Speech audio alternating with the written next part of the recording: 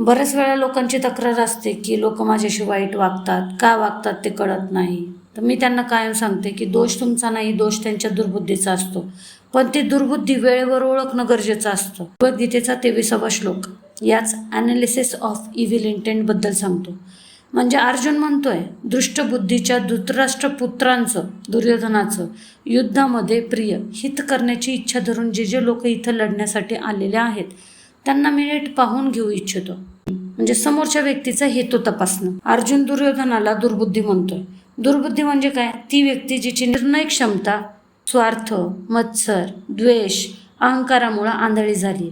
जेव्हा एखादा माणूस स्वतःच्या फायद्यासाठी दुसऱ्याचा नाश करायला निघतो ना, तेव्हा तो मानसिकरित्या आजारी असतो, दुर्बल असतो. आणि अर्जुन या मानसिकतेला ओळखतोय. युद्धासाठी आलेले लोक स्वतःच्या हिमतीवर नाही तर दुष्ट व्यक्तीला खुश करण्यासाठी आलेले आहेत. जेव्हा लोक एखाद्या चुकीच्या व्यक्तीची साथ देतात तेव्हा ते सुद्धा तितकेच दोषी असतात. अर्जुन हेच बघतोय की दुर्योधनाचं चांगलं करण्यासाठी हे लोक स्वतःचं मरण का ओढून घेत आहेत. अर्जुन पुन्हा पाहणे या कृतीवर भर देतोय. याला कॅरेक्टर प्रोफाइलिंग म्हणतात. एखाद्या व्यक्तीशी व्यवहार करण्यापूर्वी किंवा त्याच्याशी 2 हात करण्यापूर्वी त्याचं चारित्र्य, त्याचे सहकारी कोण आहेत हे पाहणं तुमचं काम आहे. आजच्या धकाधकीच्या आणि स्वार्थी जगात या श्लोकाचे मोठे पिन पॉईंट्स.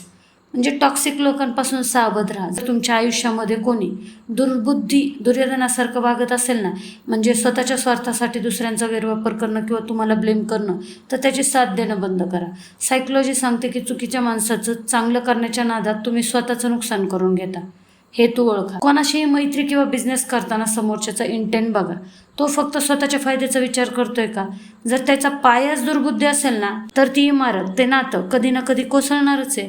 गर्दीला घाबरू नका. दुर्योधनाच्या बाजूने अफाट सैन्य होतं, पण त्यांचा आधार अधर्म होता, खोटं होतं, स्वार्थ होता.